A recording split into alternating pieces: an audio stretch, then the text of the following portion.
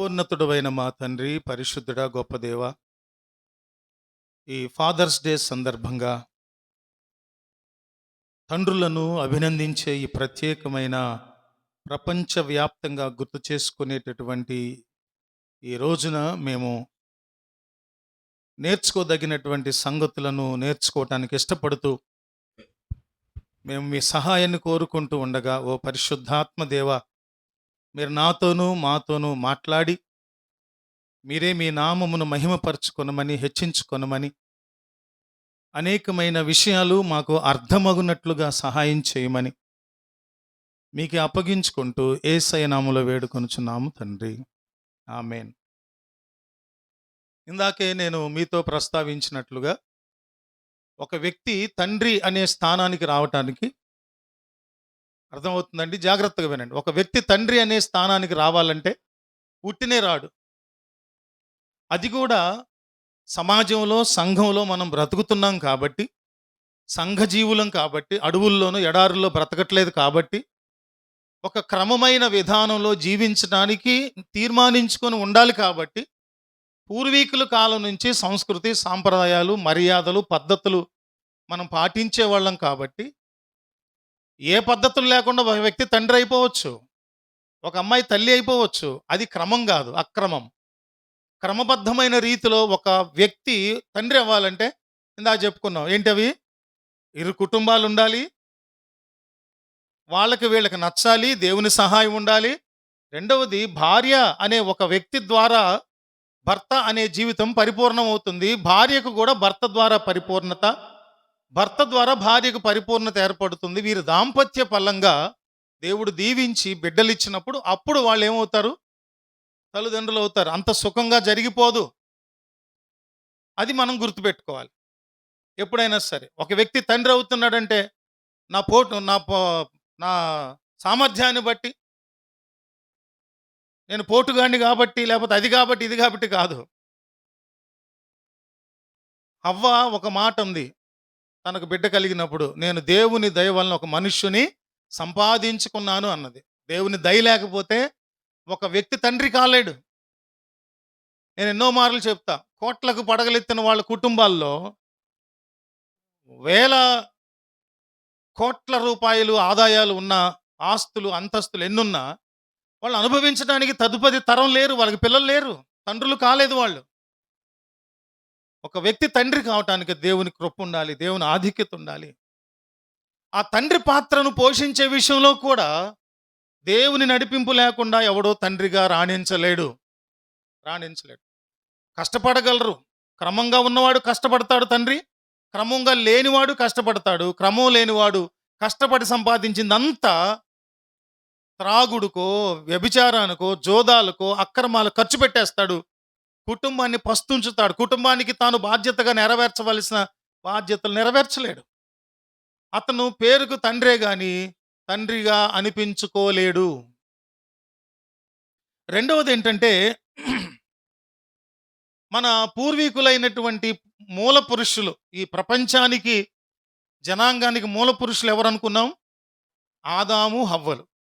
గొప్ప విషయం ఏంటంటే, వీళ్ళిరువురికి బాల్యం తెలియదు. వీరిరువురికి బాల్యం తెలుసా?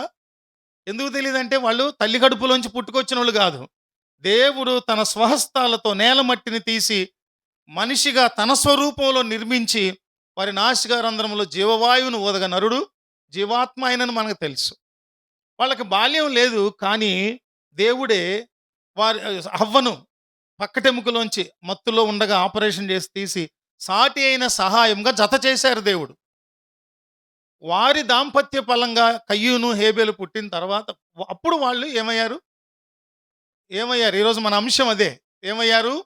తల్లిదండ్రులుగా వాళ్ళు గుర్తించబడ్డారు, తల్లిదండ్రులు అయ్యారు. ఆ తర్వాత ఇంకొకటి ఏంటంటే, ఫాదర్స్ డే లేదా మదర్స్ డే లేదా ప్రేమికుల రోజు, ఆ రోజులు ఈ రోజులు ఎందుకు పెడుతున్నారు అంటే, దాని వెనుకున్న ఆంతర్యం ఏంటంటే, ఆ రోజు నేను అలా పెట్టినందువల్లనైనా తల్లులను గౌరవించటం, ప్రత్యేకంగా గుర్తించటం, వారి త్యాగాలను గుర్తించటం, ఇవన్నీ చేస్తారని. ఎంతకాలం? ఆ రోజు వచ్చినప్పుడేనా? గౌరవభావం. సంఘ నాయకులైనటువంటి తండ్రుల మీద సంఘానికి గౌరవం ఫాదర్స్ డే రోజున ఉంటుందనుకుంటున్నారా? అట్లా అనుకోబాకండి. మీ మీద సేవకులుగా మాకు దేవునికి గొప్పదైనటువంటి గౌరవ భావం ఉంది. గొప్పదైనటువంటి బాధ్యత, ప్రేమ ఉంది. అదే సమయంలో పిల్లలుగా తండ్రిని గుర్తించడానికి, పిల్లలుగా తండ్రిని గుర్తించడానికి ఎప్పుడూ కూడా వారి ఎడల కృతజ్ఞతా భావము, వారు తండ్రి అనే గుర్తు, ఇవన్నీ ఉండాలి. శుక్రవారం నాడు మనం ఒక వాక్యం ధ్యానం చేశాం. నోవాహు జలప్రళయం అయిపోయిన తర్వాత ద్రాక్ష తోట వేశారట. ద్రాక్ష తోట వేసిన తర్వాత అది విస్తారంగా కాయలు కాస్తే దానిలో ద్రాక్షారసం తయారు చేసుకొని చక్కగా త్రాగేసి మత్తునిగా ఉండి ఆ వస్త్రం తొలగిపోయిందో లేదో తెలియకుండా పడుకున్నాడు. పడుకున్నప్పుడు ముగ్గురు కుమారుల్లో మధ్యలో వాడు హాము గబగబా వచ్చేసి లోపలికి వచ్చేసరికి తండ్రి వివస్త్రుడుగా మాన మర్యాదలు పోగొట్టుకున్నట్లుగా పడుకొని ఉంటే చూసి గబగబా ఏం చేయాలంటే, బాధ్యత కలిగిన కుమారుడైతే గబగబా ఆ మానాన్ని కప్పటానికి ఏదో ఒకటి తీసుకొచ్చి కప్పేసి సైలెంట్గా ఉండాలి. ఏం చేశాడు తెలుసా? ఆ మానాన్ని చూసి గబగబా బయటకు వచ్చి షేముకు యాపెత్తుకు మొదటి వానికి మూడో వానికి, ఒరే అన్నలారా, మా నాన్న చూడరా తాగేసి మత్తులో పడిపోయినాడు రా, నేను మానం చూశాను రా, అది చెప్పుకొచ్చాడు. తప్పు కదా? అసలు నోవాహు అనే క్యారెక్టర్ ఎంత గొప్పది తెలుసా? నేను చెప్పుకున్నాం. ఎంత గొప్పదంటే, దేవుడు ఒక పని చెబితే అది ఎందుకు, ఇది ఎందుకు, ఇలా ఎందుకు, అలా చేయను, ఇలా చేయను, 10 ఏళ్ళు, 20 ఏళ్ళు, 30 ఏళ్ళు, 40 ఏళ్ళు, 60 ఏళ్ళు, 120 సంవత్సరాలు బోధించినా మారట్లేదు ప్రభువా, నా వల్ల కాదు అని విసుకోలా. దేవుడు ఏ కొలత ప్రకారం ఓడను నిర్మించమంటే ఆ కొలత ప్రకారం, ఇంత కూడా తేడా లేకుండా ఏది చెయ్యమంటే అది చేసిన దేవునికి ఇష్టుడైన, హెబ్రీ పత్రికలో విశ్వాస వీరుల జాబితాలో రాయబడిన తండ్రి. అంతకు మించి జలప్రళయం వచ్చి ప్రపంచం అంతా నశించిపోతుంటే దేవుని ఉగ్రతకు పాత్రులయ్యేటట్లుగా పెంచలేదు వాళ్ళని. దేవుని దయకు పాత్రులయ్యేటట్లుగా వాళ్ళని పెంచారు. దేవుని దయకు పాత్రులయ్యేటట్లుగా వారిని పెంచారు. మరణం నుంచి, ఈ ఉగ్రత నుంచి వాళ్ళ తండ్రి తల్లి బిడ్డను కాపాడారు. అంతటి గొప్ప తండ్రిని పరువు తీసేసేటట్లుగా ప్రవర్తించకూడదు. అది ఎప్పుడు తెలిసిందంటే మనకి, ఆ మాట విన్న వెంటనే షేము యాపెతులు గబగబా ఒక దుప్పట తీసుకొని వాళ్ళు వీపు వెనక పెట్టుకొని ఒక పక్కన ఒకళ్ళు ఒక చెంగు ఇంకొకళ్ళు ఒక చెంగు పట్టుకుని వెనక నడుచుకుంటూ వెళ్ళి తండ్రి యొక్క మానమును దిశములను చూడకుండా వెనక వెళ్ళి దుప్పటిని వెనక్కి వేసేశారు చూడకుండా. ఎందుకు అలాగా? తండ్రి ఎడల ఉన్న గౌరవ భావం, తండ్రి జీవితంలో ఉన్నటువంటి గొప్పతనం, ఔన్నత్యం, దేవునితో పెనవేసుకొని ఉన్న బాంధవ్యం, ఇవి గుర్తించిన వాళ్ళు తండ్రి మాన మర్యాదను ఏం చేశారు? కాపాడారు. రెండో వాడికి అర్థం కాల, గబగబా వెళ్ళాడు, చూశాడు, వచ్చి చెప్పేశాడు. అది కాదు. ఈ రోజుల్లో కూడా తల్లిదండ్రుల త్యాగాలను గుర్తుంచుకొని, తల్లిదండ్రుల ఉన్న గొప్పతనాన్ని గుర్తుంచుకొని, వారికి చేయవలసిన రీతిలో గౌరవము, మర్యాద ఇవన్నీ చేయటం, ప్రేమను చూపించటం, ఇవన్నీ మనం చేయాలి. చాలా మార్లు మన యొక్క తొందరపాటు మాటలు, తొందరపాటు ప్రవర్తన ద్వారా తల్లిదండ్రులకు గాయం చేస్తాం, తల్లిదండ్రులు పరువు తీసేస్తాం. కొద్దిమంది లేకపోలేదు గౌరవంగా తండ్రి శ్రమను, తల్లి శ్రమను గుర్తించి వారిని గౌరవంగా చూడటం, వారిలో బాధ్యతలు నిర్వర్తించడం, ఇవన్నీ చేసేవాళ్ళు ఉన్నారు, లేదంట్లా. హాములాగా మనం ఉండకూడదు. షేము యాపెతులాగా తండ్రి మానమును కాపాడేవారుగా, మానమును గుర్తించి గౌరవించేవారుగా ఉండాలి. ఇంకొకటి ఏంటంటే, గౌరవించటం అనేది ఎప్పుడు ఒక కాలానికి, ఒక పరిమిత కాలానికి ఉన్నది కాదది. అది శాశ్వత కాలము, జీవించి ఉన్నంత కాలము వారిని గౌరవించటం. ఇంకొకటి ఏంటంటే, వారి ఆయుష్ పెరిగేటట్లుగా వారి ఆహారాన్ని, వారి యొక్క ఆరోగ్యాన్ని, మానసిక ఆరోగ్యాన్ని కూడా మనం ఏం చేయాలి చెప్పండి? కాపాడాలి, శ్రద్ధ వహించాలి. అది చూడాలి మనం. ఇంకొకటి ఏంటంటే, నేనుగా ఆలోచిస్తూ ఒక ఆలోచన వచ్చింది నాకు ప్రయాణిస్తూ ఉన్నప్పుడు. ఒక ఇంట్లో కిచెన్లో మంచి రుచికరమైన ఆహారం ఉండాలంటే ఏం చేయాలి? ఫాదర్స్ డే చేసుకునే ఫాదరు అమ్మను సంతోషంగా ఉంచితే అమ్మ ఏం చేస్తుంది? అద్భుతమైన రుచికరమైన పదార్థాలు వండుతారు. మీరు అందరూ తెలుసు, అనుభవించి ఉన్నారు ఇక్కడ, ఫాదర్స్ మదర్స్ దగ్గర నుంచి కదా. లేదంటే లేదంటే ఏంటి, గరిటెలు చెంబులు తప్పేళాల సౌండ్లు వస్తాయి, అంతేగా జరిగేది. ఎక్కడ ఆధారపడి ఉంది? మంచి రుచికరమైన డిఫరెంట్ డిఫరెంట్ డిషెస్ మనకి కిచెన్లో టేబుల్ మీద, డైనింగ్ హాల్లో టేబుల్ మీద కనపడాలంటే ఏం చేయాలి? నాన్నగారు అమ్మను బాగా ప్రేమించే దగ్గర మొదలవ్వాలి.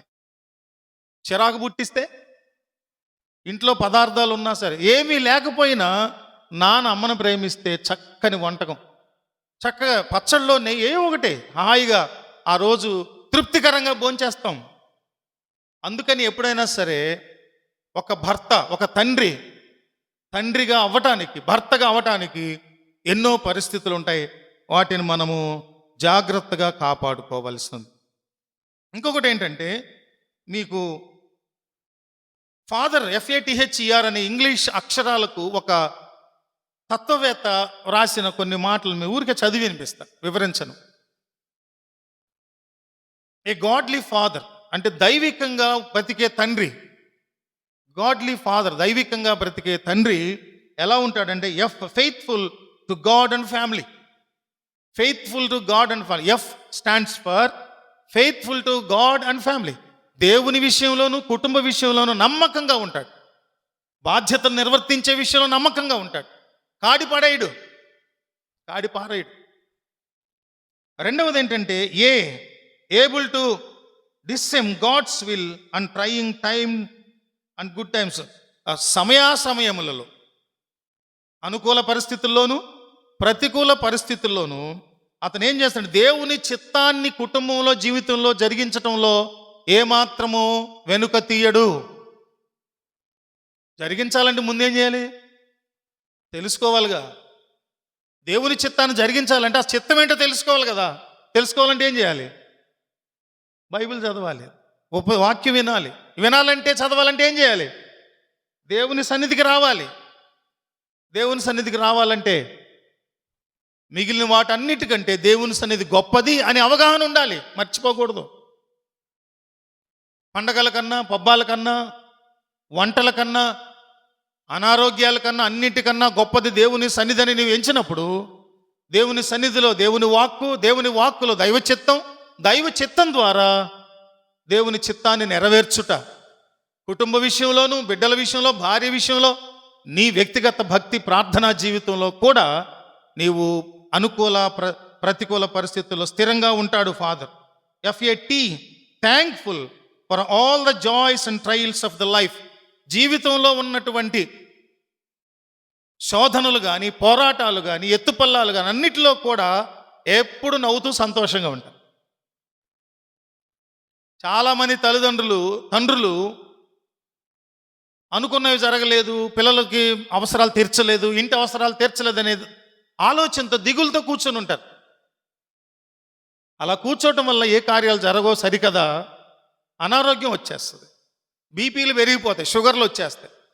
అందుకని ప్రతికూల పరిస్థితుల్లోనైనా, వ్యతిరేక పరిస్థితులైనా, అననుకూల పరిస్థితులైనా, అనుకూల పరిస్థితులైనా ఎప్పుడు కూడా సంతోషంగా ఉంటూ దేవునికి కృతజ్ఞతాస్తుతులు చెల్లిస్తూ ఉంటాడు. ఆ తర్వాత FATH happy no matter what the life brings. పరిస్థితులు ఏమి రాబోతున్నప్పటికీ, ఏ విషయాలు ఇంతకుముందు ఉన్న వాటిని రేపు రాబోతున్నటువంటివి ఎటువంటి పరిస్థితులైనా నిలబడతాడు. యోధుడుగా నిలబడతాడు. సముద్రంలో ప్రయాణం చేయటం మొదలెడితే నువ్వు ఒక చిన్న ఓడో వేసుకొని వేటికి సిద్ధపడాలి తెలుసా? ఏ విషయాలకు సిద్ధపడాలి తెలుసా?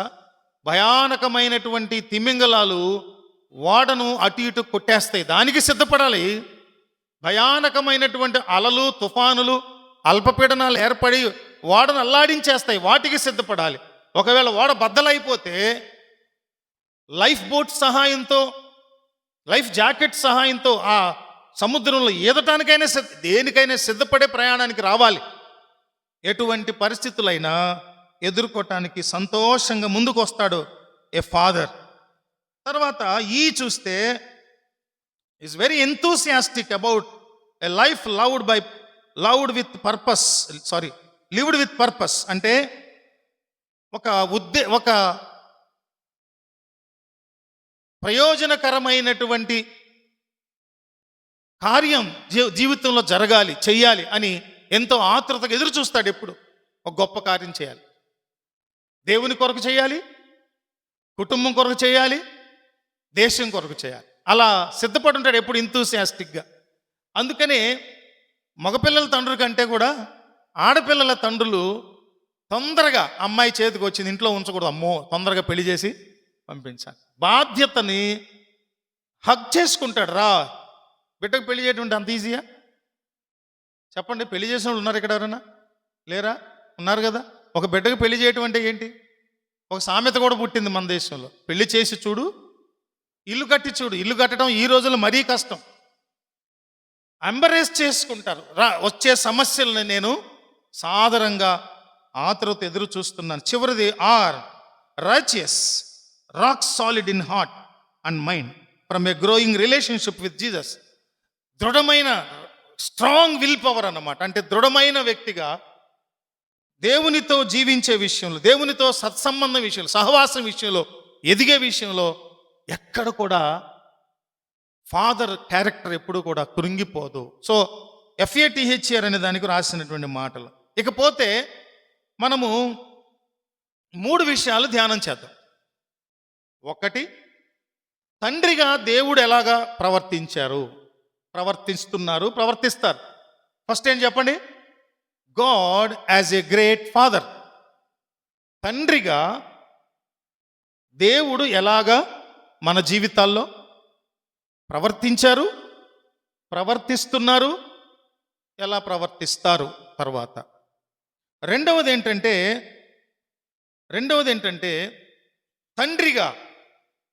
తండ్రిగా బిడ్డల ఎడల, లేకపోతే కుటుంబం ఎడల, సంఘం ఎడల ఏ విధమైనటువంటి బాధ్యతలు నేర్చుకోవలసినవి, అవలంబించవలసినవి ఏమున్నాయి అనేది రెండవది. ఒకటి చెప్పండి. తండ్రిగా దేవుడు నిర్వర్తించిన బాధ్యతలు, నిర్వర్తించబోయే బాధ్యతలు, నిర్వర్తిస్తున్న బాధ్యతలు. తర్వాత భూ సంబంధమైన తండ్రిగా మనము ఏం చెయ్యాలి? తండ్రులుగా, తండ్రి అన్న మాట వెంటనే ఎవరు కూడా ఆ పురుషుడైన మీసాలు కలిగిన క్రాఫ్ ఉన్న ప్యాంటు సొక్కా వేసుకున్నటువంటి పురుషుడు అని కాదు. ఒక తండ్రి అంటే ఎవరెవరున్నారు అందులో? తల్లి ఉన్నారు, బిడ్డలు కూడా ఉన్నారు. ఎక్కడ మనకు హితవు హెచ్చరిక వస్తే దానిని మనం మన జీవితాలకు అన్వయించుకోవటమే. నాకు కాదు, ఇటు వెళ్ళిపో, ఈ హితవు వెళ్ళిపో, ఇటు నుంచి వచ్చేది ఇటు వెళ్ళిపో అని కాదు అర్థం. రెండవది, తండ్రులుగా ఏమి నేర్చుకోవాలి మనము? ఫాదర్స్ డే కాబట్టి ఫాదర్స్ని అభినందించడమే చేద్దామండి, పొగుడుదామండి, అది సరిపోదు. ఫాదర్స్ డే అంటే తండ్రుల యొక్క గొప్పతనాన్ని, తండ్రుల యొక్క త్యాగాన్ని జ్ఞాపకం చేసుకోవటం. తమ్ముడు రాజేష్ గ్రూప్లో ఫోటో పెట్టాడు. తండ్రి అంటే త్యాగం, తండ్రి అంటే ప్రేమ, తండ్రి అంటే బాధ్యత. తనికెళ్ళ భరణి అని writer cum allrounder, actor cum అన్నీ. అతను ఎక్కడో చెప్పాడు, లాస్ట్ ఇయర్ కూడా నేను గుర్తు చేశాను. ఎందుకో నాన్న వెనకబడ్డాడు అని ఒక కవిత ఆయన ఎక్కడో చదివాడంట. చదివిన దాన్ని తెచ్చి కన్నీళ్ళు పెట్టుకుంటూ, నిజంగా చదువుతుంటే కన్నీళ్ళు నా దగ్గర ఉంది, నా నోట్స్లో సేవ్ చేసి. ఎందుకో నాన్న వెనకబడ్డాడు. బట్టలు కూడా ఎక్కువ ఉండవండి, బీరువా నిండా అమ్మకుంటే నాన్నకు మాత్రం 2 చొక్కాలే ఉంటాయంట. 2 అంటే సుమారుగా ఒక 5, 6 వారానికి సరిపడా. అమ్మకి సంవత్సరానికి సరిపడా ఉంటాయి బీరువాలు. 3 బీరువాలు నిండాను, 3 ర్యాకులు నిండాను. నేను ఎవరిని ఎందుకు పెట్టుకున్నారు అంటలేదు, సంతోషం, దేవుడు సమృద్ధిగా చీరలు ఇచ్చినందుకు. స్త్రీలకు ఉన్న స్వభావం ఏంటంటే 3 బీరువాల చీరలు ఉన్నప్పటికీ భర్త గారి బీరువాలో దాచున్న డబ్బులతో ఇంకొక బీరువా కూడా బట్టలు నింపాలని కోరుకుంటారు. అది గొప్ప ఆశీర్వాదం. కోరుకోవాలి, చీరల ఆశీర్వాదం అది. ఆ చీరల ఆశీర్వాదం వల్ల చాలాసార్లు భర్తతో గొడవ అవుద్ది. 500 రూపాయల చీరలు అంటే 5 అన్న కొనిస్తాడు, 25,000 రూపాయల చీర అంటే ఆలోచించాలి కదా. అందువల్ల మంచి భార్యలు ఉన్నారులేండి చాలామంది, అన్ని ఇబ్బందులు భర్తను పెట్టకుండా సర్లే ఏదో ఒకటిలే అనేవాళ్ళు ఉన్నారు. ఇలా కాదు అలాగే కావాలని అనేవాళ్ళు లేకపోలేదు. ఫాదర్స్ నేర్చుకోవాల్సినవి కూడా నేర్చుకోవాలి. చివరిలో ఏంటంటే మనము as a children to fathers. తండ్రుల దగ్గర నుంచి పిల్లలేమి నేర్చుకోవాలి. ఈ మూడు మనము చాలా త్వరగా ధ్యానం చేద్దాం. నేను ఎక్కువగా లేఖనాలు ఆధారం చేసుకొని మీకు చెప్పాలనుకుంటున్నాను. యాకోబు పత్రిక 1వ అధ్యాయము 16 నుంచి 18 వచనాలు. మొట్టమొదట మనం ధ్యానించేది ఏంటంటే, మొట్టమొదట God as a great father. తండ్రి, గొప్ప దేవునిగా తండ్రి ఏ విధంగా మనలను సృష్టించారో, ఏ విధమైన ఉద్దేశాన్ని మన ఎడల కలిగి ఉన్నారో, ఏ విధంగా మనలను ఈరోజు ఇంత స్థాయిలో ఉంచారో అనే సంగతిని మనము లేఖనాల ఆధారంగా చదువుకుందాం. 3 విషయాల్లో మొదటిది, జ్యోతిర్మయుడకు తండ్రి ఏంటంటే, నా ప్రియ సహోదరులారా మోసపోకుడి. శ్రేష్టమైన ప్రతి ఈవియు సంపూర్ణమైన ప్రతి వరమును పరసంబంధమైనదై జ్యోతిర్మయుడకు తండ్రి యొద్ద నుండి వచ్చును. ఆయన యందు ఏ చంచలత్వమైనను గమనాగమనముల వలన కలుగు ఏ ఛాయ అయినను లేదు. ఆయన తాను సృష్టించిన వాటిలో మనము ప్రథమ ఫలముగా ఉండునట్లు సత్యవాక్యము వలన మనలను తన సంకల్పము ప్రకారము కనెను. చాలండి. ఏమనిపిస్తుంది ఈ వచనం చదివితే?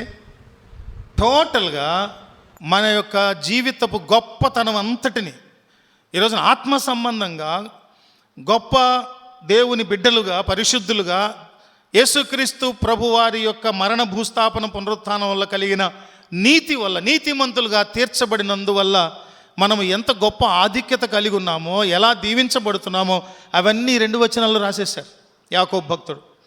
ఏమంటున్నాడు ఆయన? మొట్టమొదట, మనము శ్రేష్టమైన ప్రతివి, సంపూర్ణమైన ప్రతి వరము పరసంబంధమైనవి జ్యోతిర్మయుడకు తండ్రి యొద్ద నుండి అవన్నీ మనకు కలుగుతున్నాయి. వాటిని మనకు అనుగ్రహించే క్రమంలో దేవుడు కొంతకాలం ఇచ్చేవాడిగా, ఇవ్వని వాడిగా, కొంతకాలం స్వార్థం చూపించేవాడుగా, చూపించని వాడిగా, కులం, జాతి, మతము ప్రకారంగా పక్షపాతం చూపించేవాడుగా, చూపించని వాడిగా, గమనాగమనములను గురించి ఆయన యందు చంచలత్వం కానీ గమనాగమనముల వల్ల కలుగు ఛాయలు కూడా లేవు. ఆయన స్థిరుడుగా ఎప్పుడు ఇస్తూనే ఉంటాడు. ఒక సామెత ఉందిగా, God gives and for gives, man gets and for gets. దేవుడు ఇస్తూనే ఉంటాడు, క్షమిస్తూనే ఉంటాడు. మనిషి పొందుతూనే ఉంటాడు, మర్చిపోతూ ఉంటాడు. అది మనం నేర్చుకుని ఈ వచనాల్లో చూసినప్పుడు పరసంబంధమైనవన్నీ కూడా ఈవులను మనకు ప్రభువు ఇస్తున్నారు. ఇచ్చే విషయంలో ఆయనకేమి ఉంచుకోరు, ఆయనకేమి అక్కర్లేదు. Always God's plan is man. మనిషే దేవుని ప్రణాళిక, దేవుని ఆలోచన, దేవుని దీవెనలు, దేవుని వనరులు, దేవుని ఆశీర్వాదం అన్నీ కూడా మన కొరకే. ఇంకొకటి ఏంటంటే, ఆయన సృష్టించిన వాటిలో ప్రథమ ఫలంగా మనం ఉండాలని. ఎవరినైనా మన మీద ఏలికలుగా పెట్టారా? మనల్ని సృష్టి మీద ఏలికలుగా పెట్టాడా దేవుడు? మనలనే సృష్టి మీద ఏలికలుగా పెట్టాడు. పాలకులం మనం, పరిపాలకులం, దాసులం కాదు. ప్రకృతికి లోబడిపోయి ప్రకృతిని పూజించడానికి పెట్టలా, సమస్తమును ఏలటానికి. అంటే ఏమన్నాడు ఆయన? తాను సృజించిన వాటిలో మనం ప్రథమ ఫలముగా ఉండునట్లు ఏం చేశారు? సత్యవాక్యము వలన తన సంకల్పము ప్రకారము కనెను. మనలను తన సంకల్పము ప్రకారము కనెను. ఆయన ఉద్దేశం ప్రకారం ఏదో ఒకటి నెరవేర్చాలి, ఇది నువ్వు చేయాల్సిందని మనల్ని కన్నారు. ఎంత ప్లాన్ అండి ఆయనకి మన మీద. అది తండ్రి అంటే. తండ్రి అంటే అదే. ఆ తండ్రి స్వభావాన్ని చూసి భూ సంబంధమైన తండ్రులు ప్రవర్తించాలి. ఎలా ప్రవర్తించాలి?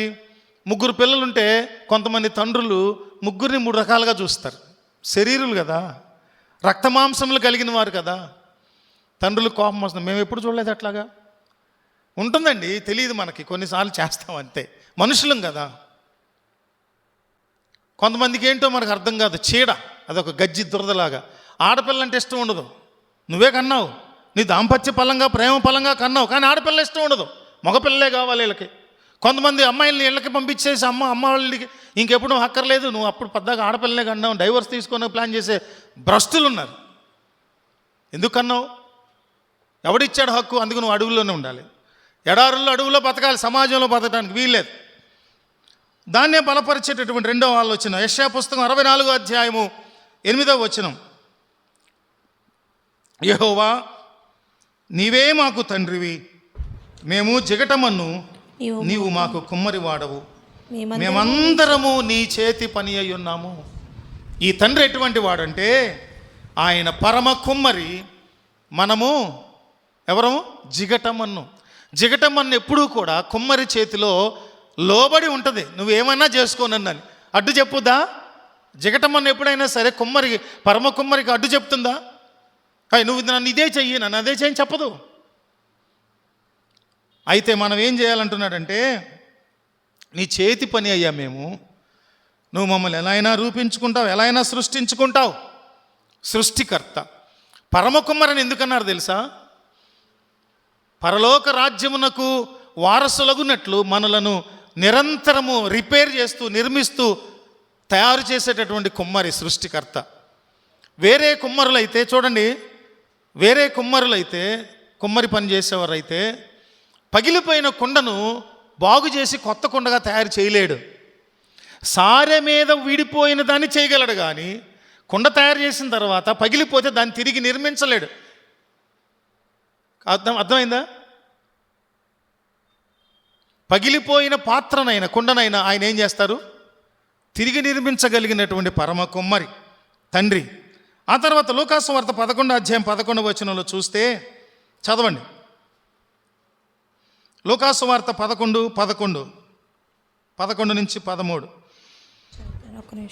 మీలో తండ్రి అయిన వాడు తన కుమారుడు చేపనడిగితే చేపకు ప్రతిగా పామునిచ్చునా, గుడ్డునడిగితే తేలునిచ్చునా. కాబట్టి మీరు చెడ్డవారై ఉండి మీ పిల్లలకు మంచి ఈవులనియే ఎరిగి ఉండగా, పరలోకమందున్న మీ తండ్రి తన్ను అడుగు వారికి పరిశుద్ధాత్మను ఎంతో నిశ్చయముగా అనుగ్రహించును. ఇది పరిశుద్ధాత్మను పొందుకోవటానికి, దేవుణ్ణి అడగటాన్ని గురించి రాసినటువంటి ప్రభువారి మాటలు. భూ సంబంధమైన తండ్రులు మీరు దోషులయ్యుండి, ఏమంటున్నాడు, చెడ్డవారయ్యుండి కూడా మీ బిడ్డలకు మంచి ఈవుల్ని ఇవ్వటానికి ఇష్టపడతారే. నువ్వు పరిశుద్ధాత్మని ఇవ్వమని నీ తండ్రిని అడిగితే, పరిశుద్ధాత్మని ఇవ్వటానికి దేవుడు ఏమన్నా తటపటాయిస్తాడా? కొంచెం ఇచ్చి ఎక్కువ ఇవ్వడా? ఒకళ్ళకి ఎక్కువ ఒకళ్ళు తక్కువ ఇస్తాడా? అందరికీ సమపాలు. అడిగిన వారందరికీ కూడా, ఎన్ని కోట్ల మంది అయినా సరే పరిశుద్ధాత్మను అందరికీ సమానంగా పంచి ఇవ్వగలిగిన వాడు. ఎందుకనంటే ఆయన సృష్టిలో ఉన్న ప్రతిదీ కూడా పరిశుద్ధంగా ఉండాలి. ప్రతి వ్యక్తి, ప్రతి విశ్వాసి ఆ పరిశుద్ధత కలిగి, ఆ పరిశుద్ధతనే కొనసాగింప చేసుకుంటూ అలాగ పరలోక రాజ్యానికి వెళ్ళిపోవాలి, దేవుని సన్నిధికి వెళ్ళిపోవాలి. కాబట్టి ప్రభువును మనం ఏం చేయాలంటే, ప్రభువా నువ్వు సమస్తమును అనుగ్రహిస్తావు కాబట్టి, నీవు పక్షపాతివి కాదు కాబట్టి, పరలోకములో నుండి మాకందరికి శ్రేష్టమైన ఈవులు అనుగ్రహిస్తావు కాబట్టి, ఎవరికి లోటు చేయవు కాబట్టి, ఎప్పుడు నీ బిడ్డలైన మా గురించే నువ్వు ఆలోచిస్తావు కాబట్టి, ప్రభువా దయచేసి నీ పరిశుద్ధాత్మను మాకు ఇవ్వండి అని మనం ప్రార్థించాలి. తండ్రి అంత గొప్పవాడు. ఇంకా తండ్రి గొప్పతనాన్ని గురించి ఎన్నో వందల వచనాలు ఉంటాయి పరిశుద్ధ గ్రంథంలో. నేను అవన్నీ ప్రస్తావించట్లా మనకున్న సమయాన్ని బట్టి. తర్వాత తండ్రులు తెలుసుకోవాల్సిందే. ముందు మనం తండ్రిని గురించి తెలుసుకున్నాం. ఇప్పుడు ఈ రోజున భూమి మీద ఫాదర్స్ డేలో ఉన్నటువంటి తండ్రులు, ఇంక్లూడింగ్ మై సెల్ఫ్, నేను కానీ ఇక్కడున్న పురుషులు కానీ, ఇందాక చెప్పా కదా, తండ్రి అని అంటే కుమారులు, భార్య కూడా ఇంక్లూడ్ అయి ఉంటారు. నేర్చుకోవాల్సింది ఏంటంటే, ఎఫెసీ పత్రిక 6:4 చూస్తే, ఎఫెసీ పత్రిక 6:4 చూసినప్పుడు, తండ్రులారా మీ పిల్లలకు కోపము రేపక ప్రభువు యొక్క శిక్షలోను బోధలోను వారిని పెంచుడి. ప్రభు యొక్క శిక్షలో, బోధలో వాళ్ళని పెంచాలి. కోపం రేపకూడదు. ఇది వివరించాలంటే చాలా టైం పట్టుద్ది. ఒకానొకప్పుడు అబ్బాయికి అమ్మాయిని చూపించకపోయినా తండ్రి ఏం తీసుకొస్తే అమ్మాయిని ఓకే అని పెళ్లి చేసుకున్నారు. పెళ్లిలో కానీ చూడరంట కదండి, చరిత్ర ఉంది అట్లా. ఈ రోజున ఒక పిల్లోడికి పిల్ల నచ్చాలంటే 100 సంబంధాలు చూడాలి. పిల్లకి పిల్లోడు నచ్చాలంటే 1000 సంబంధాలు చూడాలి. చెప్పులు అరిగిపోవాలి. ఇంకోటి ఏమన్నారు, 1000 అబద్ధాలు ఆడి పెళ్లి చేయాలంట. అదేంటండి, పెళ్లిలో అబద్ధం ఎందుకుంది? ఇవన్నీ కూడా పిచ్చి పిచ్చి సామెతలు, మనం తలచుకుని అక్కర్లేదు. అందుకని బిడ్డలకు కోపం రేపొద్దు అంటే అర్థం ఏంటంటే, వాళ్ళు అకారణంగా లోక సంబంధమైన జీవితంలో ఉన్నప్పుడు వారు అనవసరంగా కోపం రేపుకొని తల్లిదండ్రులను అగౌరవపరిచేవారు ఉంటారు, బాధ్యత రాహిత్యంగా ప్రవర్తించే వాళ్ళు ఉంటారు. అటువంటి వాళ్ళ దగ్గరికి ఏంటంటే, దేవుని శిక్షలో, దేవుని బోధలో పెంచాలి. ఒకటే ఒక మార్గం ఏంటంటే, బిడ్డలను సండే స్కూల్కి పంపించాలి. మీ ఇంట్లో కూడా ఎక్కడ పెడితే అక్కడ సినిమా బొమ్మలు, ఆ బొమ్మలు, ఈ బొమ్మలు కాకుండా దేవుని వాక్యాలు, కిచెన్లో 4-5 వాక్యాలు, బెడ్రూమ్లో 4-5 వాక్యాలు, వరండాలో 4-5 వాక్యాలు పెట్టండి.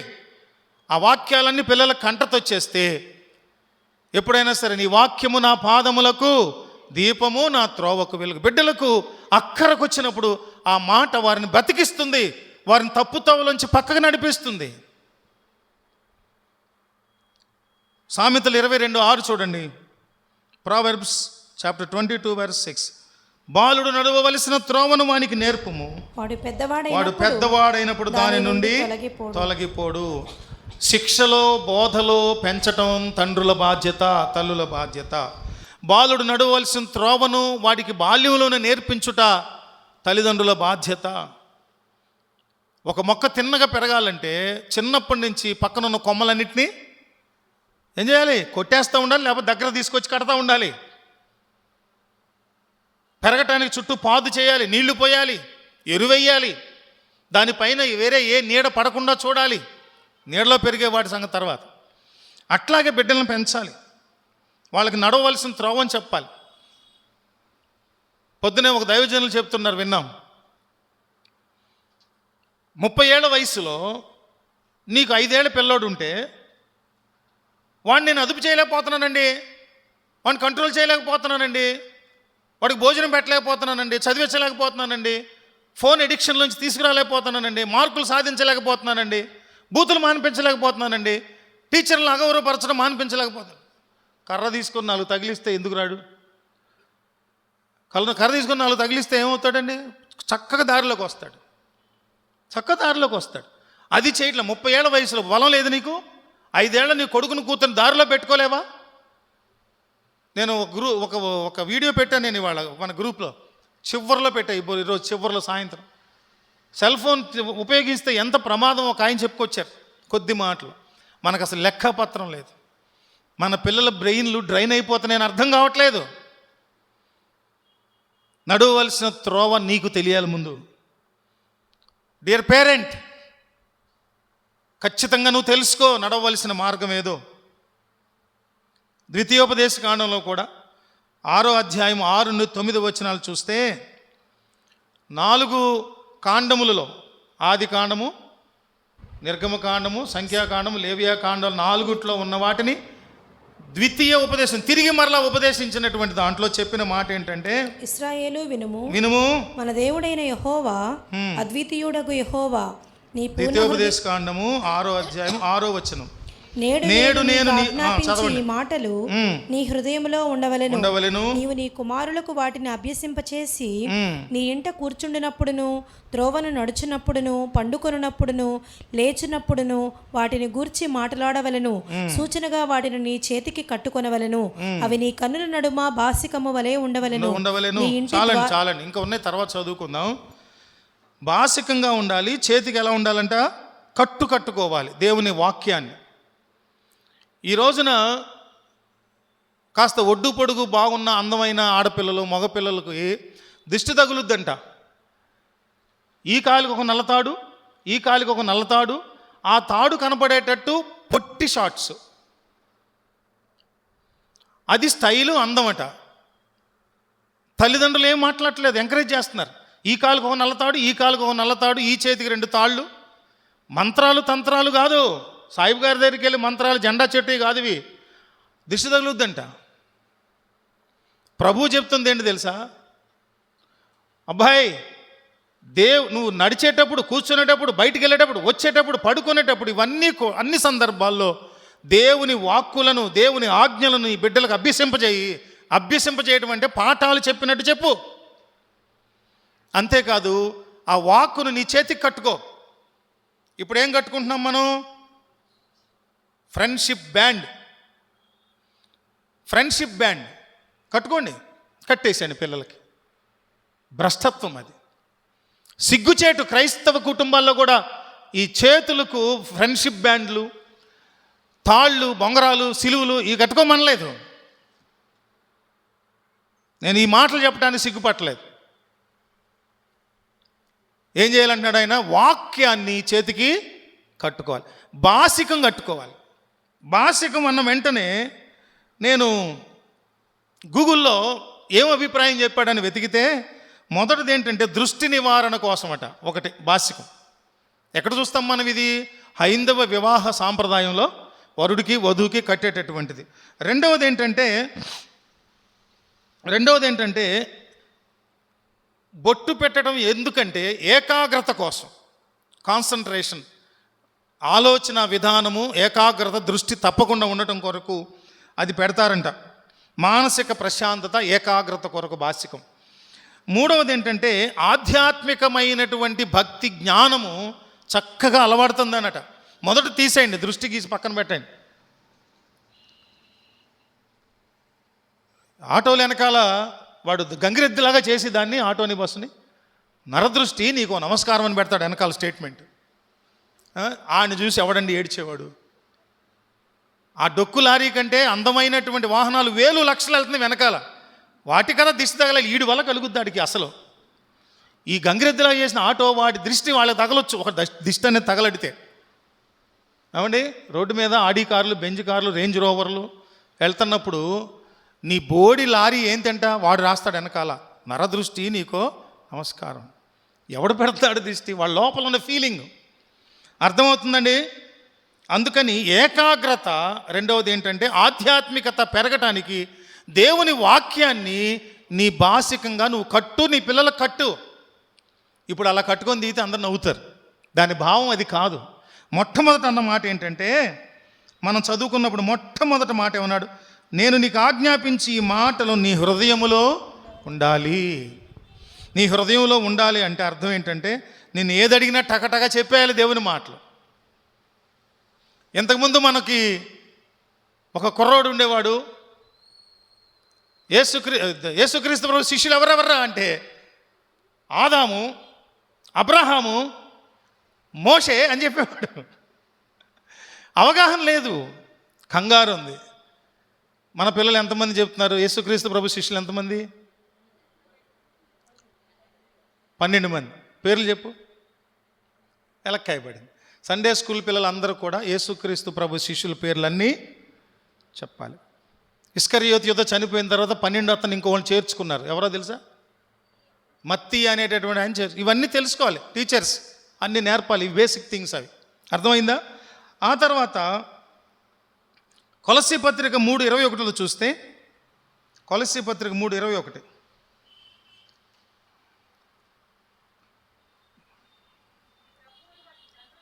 తండ్రులారా మీ పిల్లల మనస్సు కృంగకుండునట్లు వారికి కోపము పుట్టింపకుడి.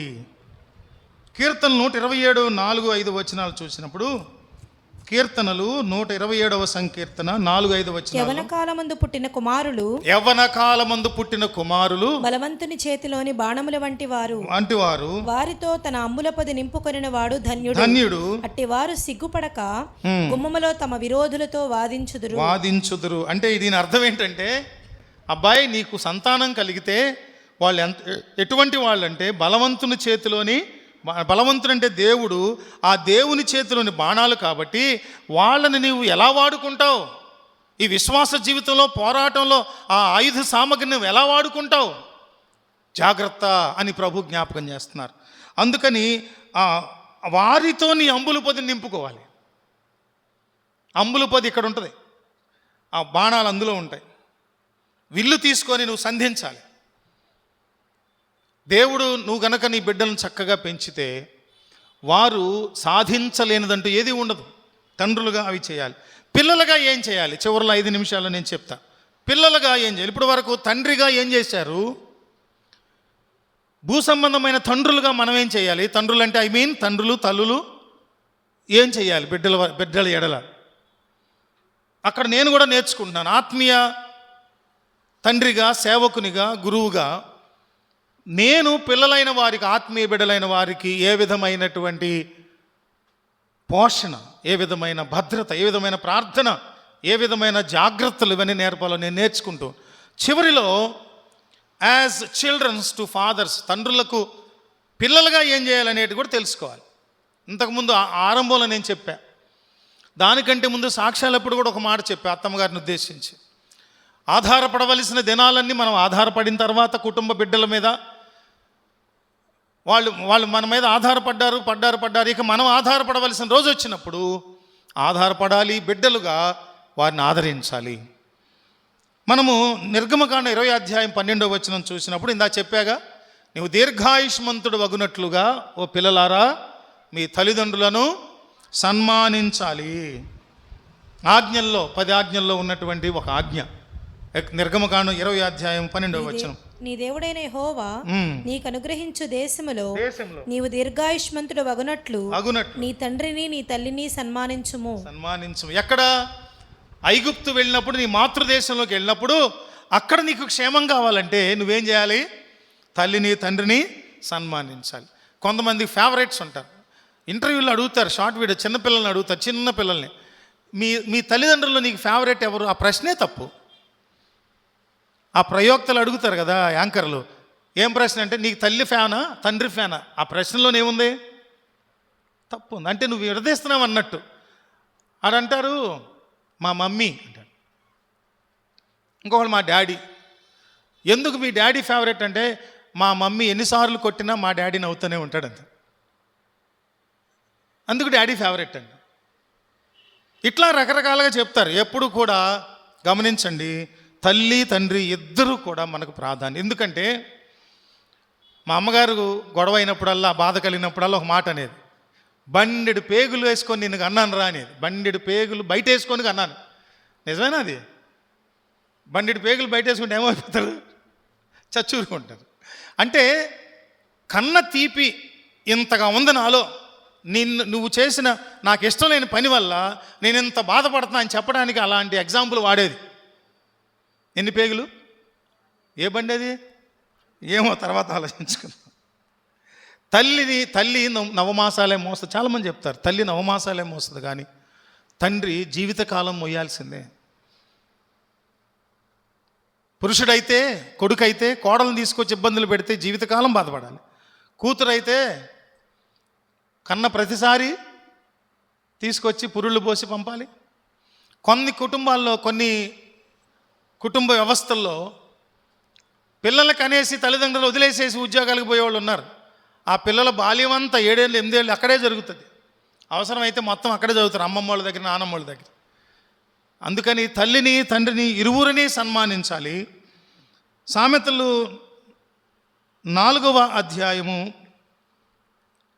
1-2 వచనాలు చూస్తే, కుమారులారా తండ్రి ఉపదేశము వినుడి, మీరు వివేకము నొందునట్లు ఆలకించుడి. నేను మీకు సదుపదేశము చేసేదను, నా బోధను త్రోసివేయకుడి. 17వ అధ్యాయం 6వ వచనం చూడండి. 17:6. కుమారుల కుమారులు వృద్ధులకు కిరీటము, తండ్రులే కుమారులకు అలంకారము. కొడుకుల్లారా, కూతుళ్ళారా, ఇక్కడ అంటున్న మాట సామెతల పుస్తక రచయిత అంటున్నాడు, కుమారులు వృద్ధుల కిరీటం. అంటే అర్థం ఏంటి? మనవళ్ళు మనవరాళ్ళు అంటే తాతలకి చాలా ఇష్టం అంట. కొడుకులు కూతుళ్ళ కంటే వాళ్ళకు పుట్టిన బిడ్డలు, కొడుకుల కంటే మనవళ్ళు మనవరాళ్ళు అంటే ఎక్కువ ఇష్టం అంట. వృద్ధులకు కిరీటం. పిల్లలు పెళ్ళయి అమ్మాయికి అబ్బాయికి వాళ్ళకి పిల్లలు పుడితే ఈ తాతలు వాళ్ళని బళ్ళ మీద ఎక్కించుకొని, అక్కడ ఎక్కించుకొని, భుజాల మీద ఎక్కించుకొని ఊళ్ళమ్మడి తిరుగుకుంటా వాళ్ళకి కావాల్సినవి కొనిచ్చుకుంటా జీవితం అంతా బ్రహ్మాండంగా గడిచిపోతుంది. వాళ్ళు పుట్టేదాకా ఏడుమొహాలు వేసి కూర్చొని వాళ్ళు పుట్టాక ఎంజాయ్ చేస్తారు తాతలు. వాళ్ళతో ఆడటం, వాళ్ళతో తన్నించుకోవటం, వాళ్ళతో గిచ్చించుకోవడం, జుట్టు పీకించుకోవటం. తాత నాకు అది కావాలన్న, వీళ్ళు కొనలేదు, అడుగు బాస్తాడు, ఎంత ఇష్టమో. కొడుకు కోడలు ఒక మాట అంటే పడరు. మీరందరూ కూడా 70కి 80కి వెళ్ళిన తర్వాత అనుభవపూర్వకంగా ఈ తారీఖున జూలై 21, 2026 చెప్పింది గుర్తురాలి. జూన్ 21 అని చెప్పింది గుర్తు రావాలి. ఏంటది? కొడుకులు కూతురు ఒక్క మాటన్నా పడని వాళ్ళు మనవడు తొక్కిన మీద 1-2 వేసిన హ్యాపీగా ఉంటుంది. ఎందుకు తెలుసా? బైబిల్లోనే చెప్పాడు సైకలాజికల్గా అద్భుతంగా. ఏంటంటే కుమారులు వృద్ధులకు కిరీటము. ఇంకొక మాట ఏమంటాడంటే తండ్రులే కుమారులకు అలంకారము. అంటే చాలాసార్లు అరే వాళ్ళ అబ్బాయిరా, పేరు ఘనత, పేరు, కీర్తి, ప్రతిష్టలు ఎలా వస్తాయి తెలుసా? ఆమెన్ రావు గారి కొడుకురా అంటే ఆమెన్ రావు గారికి ఒక ఉన్నతమైన స్థానం సమాజంలో, సంఘములో, కుటుంబంలో ఉన్నందువల్ల వారి కుమారులకు తండ్రిని బట్టి, చెప్పండి గట్టిగా, కీర్తి, ఘనత వస్తుంది. కొన్ని కుటుంబాల్లో కుమారుల కీర్తిని బట్టి అంతకుముందు ఏ ఘనత లేని తండ్రులకు ఘనత, కీర్తి వస్తుంది. ఏదైనా మంచిదే. ఈరోజు కుమారులకు చెప్తున్న మాట ఏంటంటే, ఇగో మీ తల్లిదండ్రుల ఘనతే మీకు ఏంటి? అలంకారం. అలంకారం. చాలాసార్లు వర్క్షాప్కి వెళ్తే మా నాన్నగారు వర్క్ చేసేటప్పుడు అక్కడికి వెళ్తే, ఎవడ్రా ఈ అబ్బాయి అంటే, విలియం రావు కొడుకు అనేవాడు. నాకు ఎంత ఆనందం వేసేది. ఎందుకంటే ఆయన ఒక రికార్డు సృష్టించారు అక్కడ. అదేంటంటే INTUs అని ఉండేది, Indian national trade union Congress అని, ఒక కార్మికుల యూనియన్. కాంగ్రెస్ పార్టీ బలపరిచేది, ఆ కమ్యూనిస్ట్ పార్టీ బలపరిచేది INTU ఏదో ఉంటుంది, కాంగ్రెస్ బలపరిచేది INTUC ఉండేది. దానిలో ఎలక్షన్ పెడితే వర్క్షాప్ మొత్తానికి 700 మంది ఉండేవాళ్ళు అప్పుడు స్టాఫ్. పెడితే ఎలక్షన్ లేకుండా ఓరల్గా చేతులెత్తి గెలిపించారు నాన్నే. పూర్తి మెజారిటీ, ఒక్కళ్ళు కూడా ఓటు వేయకుండా చేయెత్తకుండా లేరు. బహిరంగ ఓటింగ్. మామూలుగా అయితే బ్యాలెట్ ఓటింగ్, అది లేదు. ఎవరో విలియం రావుని బలపరిచేది ఎవరో INTUC ప్రెసిడెంట్, వైస్ ప్రెసిడెంట్గా. అందరు చేయెత్తారు. నేను చూసి అసలు కళ్ళ నీళ్ళు వచ్చేసింది. ఇంత అభిమానం. నేను అక్కడికి వెళితే ఎవరయ్య అబ్బాయి అంటే, విలియం రావు కొడుకు అనేవాడు. ఎంత ఆనందంగా ఉండేదో నాకు. అందుకని వారి యొక్క ఘనత మనకు ఆశీర్వాదం. అందుకని తల్లిదండ్రులను గౌరవించడం ఎప్పుడూ మర్చిపోకూడదు, ఎప్పుడు మర్చిపోకూడదు. చివరిలో ఒక వచనం చదువుకొని మనం ముగించుకుందాం. యోహాను మొదటి పత్రిక 3వ అధ్యాయం 1-2 వచనాలు.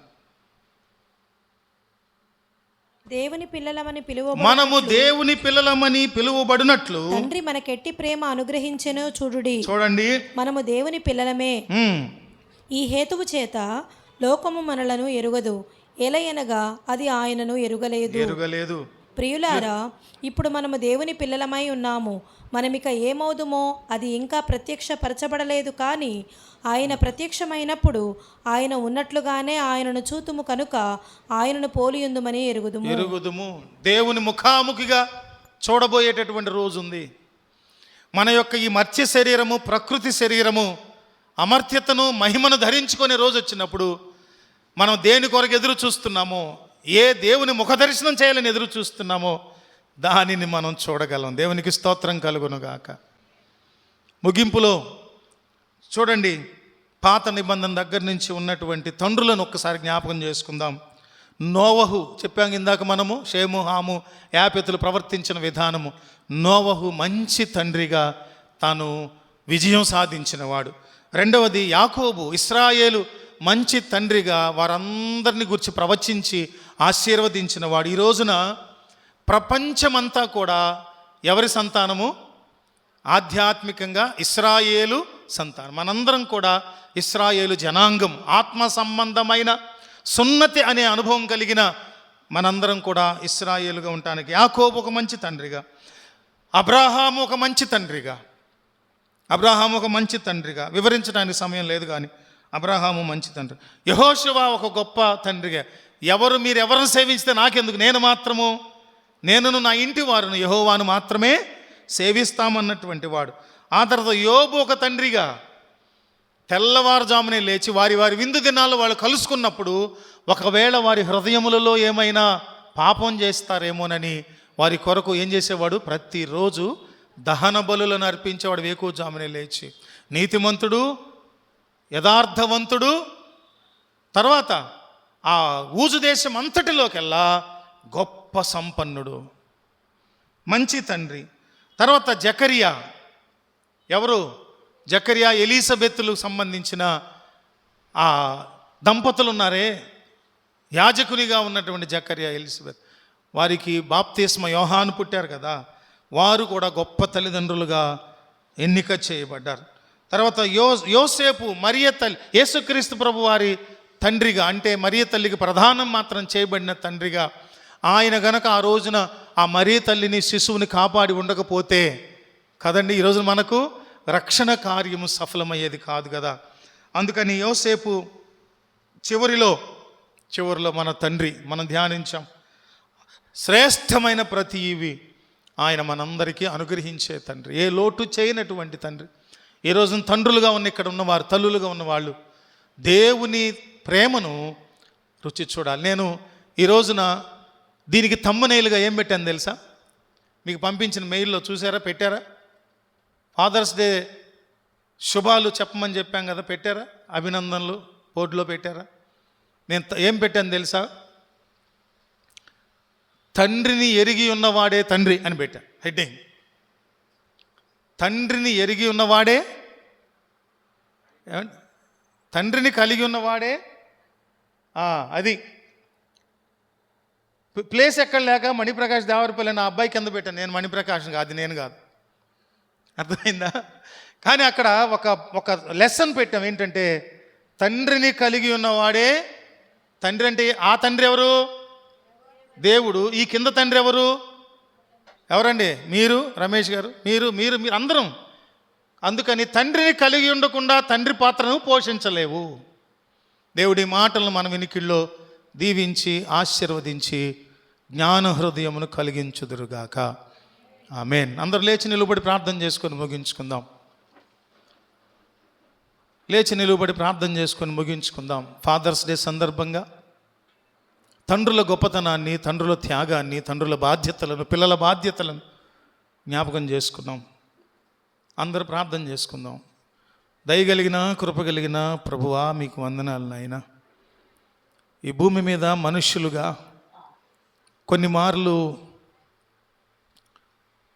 మార్లు మేము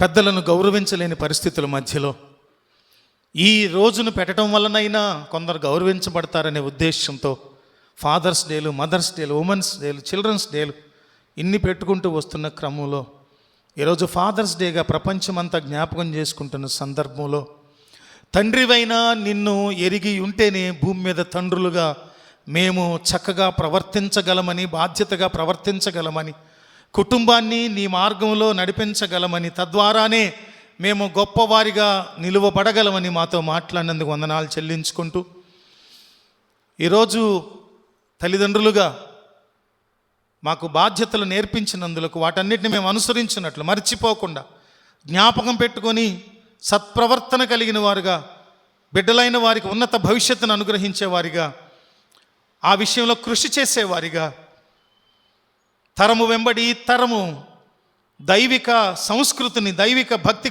భక్తి సాంప్రదాయాన్ని తరతరాలకు కొనసాగింపచేసే తల్లిదండ్రులుగా మేము ఉండునట్లు కృప చూపించమని మిమ్మల్ని ఆదర్శంగా మాదిరిగా తీసుకుంటూ యేసయ్య గొప్ప నామంలో ప్రార్థించి స్తుతించి వేడుకొనుచున్నాము తండ్రి. ఆమేన్, ఆమేన్. ప్రభువారు శిష్యులకు నేర్పించిన పరలోక ప్రార్థన మనందరం చేద్దాం. పరలోకమందున్న మా తండ్రి, నీ నామం పరిశుద్ధపరచబడునుగాక, నీ రాజ్యము వచ్చునుగాక, నీ చిత్తము పరలోకమందు నెరవేరుచున్నట్లు భూమి యందును నెరవేరునుగాక. మా ఎడల అపరాధములు చేసిన వారిని మేము క్షమించి ఉన్న ప్రకారం మా అపరాధములను క్షమించండి. మమ్మ శోధనలోనికి తేక దుష్టు నుంచి తప్పించండి. రాజ్యము, శక్తి, మహిమ నిరంతరము నీవయ్యున్నవి తండ్రి. ఆమేన్. మన మహాదేవుడైనటువంటి తండ్రి అయిన దేవుని ప్రేమ, యేసయ్య కృప, పరిశుద్ధాత్ముని నిత్య అన్యోన్య సహవాసం కూడిన మనకును సకల పరిశుద్ధులకును సదాకాలము తోడయుండి నడిపించి మహిమ, ఘనత, ప్రభావములను ఆరోపించుకొనుగాక. ఆమేన్. అందరికీ వందనాలు. ఒకరికొకరు సమాధానపూర్వక వందనాలు తెలియజేసుకొని